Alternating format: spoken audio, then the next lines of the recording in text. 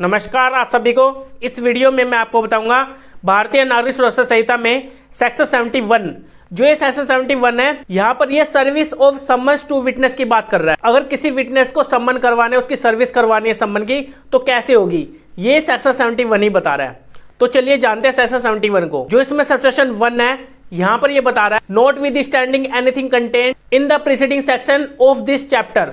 अब यहाँ पर ये बताया गया है, जो मैंने आपको पहले सेक्शन बताया इस चैप्टर में, जो हम चैप्टर 6 डिस्कस कर रहे हैं सम्मन से रिलेटेड। तो यहाँ पर जो मैं पिछले अपने सेक्शंस क्लियर करा चुका हूँ आपको, उनके अंडर यहाँ पर क्या करेगी, कोर्ट सम्मन करती है। A court issuing a summons to witness. उसी तरीके से सेक्शन 71 में भी यहाँ पर विटनेस को सम्मन किए जाएंगे।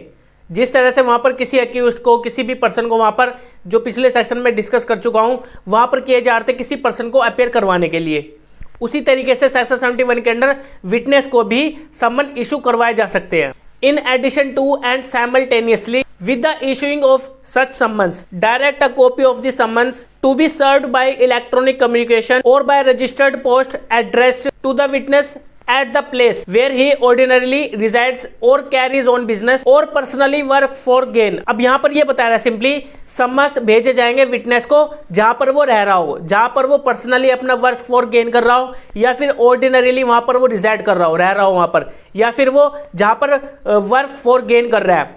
इन 3 कंडीशन में, यहाँ पर इन तीनों एरिया में यहाँ पर क्या करेंगे, सम्मन इशू कराएंगे जिस भी जगह पर वो रह रहा हो। विटनेस को सम्मन की सर्विस करवाए जा सकते हैं थ्रू इलेक्ट्रॉनिक कम्युनिकेशन या फिर रजिस्टर्ड पोस्ट के थ्रू। तो यहाँ पर सबसेक्शन 1 सिंपली यही बता रहा है और कुछ नहीं है।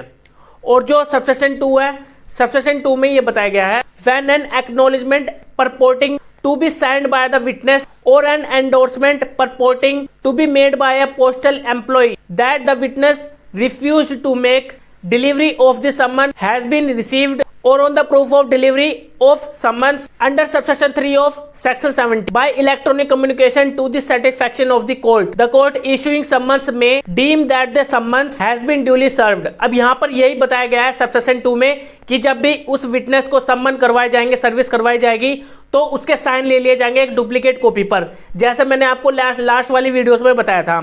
और इसमें एक सेक्शन 70 का सबसेक्शन 3 भी मेंशन किया हुआ है, जहां पर विटनेस को थ्रू इलेक्ट्रॉनिक कम्युनिकेशन वो सम्मन की सर्विस करवा सकते हैं और वहां पर उसकी कॉपी अटैच करवाई जाएगी कि वहां पर ड्यूली सर्व हो चुके हैं वो सम्मन्स, जो सेक्शन 70 के सबसेक्शन 3 में मैंने आपको लास्ट वीडियोस में आपको बताया था। और जब भी सम्मन्स को डिलीवर किया जाएगा, प्रूफ के तौर पर उसके साइन ले लिए जाएंगे उस विटनेस के, उसको एक प्रूफ माना जाएगा जब भी उसके साइन ले जाएंगे। अब मान लीजिए रिफ्यूज कर देता है विटनेस कि मैं नहीं लूंगा ये सम्मन, तो उस केस में वो जो डिलीवरी कर रहा होगा वहां पर पर्सन, जो भी पर्सन होगा, रजिस्टर्ड पोस्ट एडी वाला जो होता है, जो पोस्ट कराता है पोस्टमैन, तो वहां पर जो वो पर्सन ये मेंशन कर देगा अपनी उस डुप्लीकेट कॉपी पर कि यहाँ पर इस पर्सन ने रिफ्यूज कर दिया है इस सम्मन को लेने से।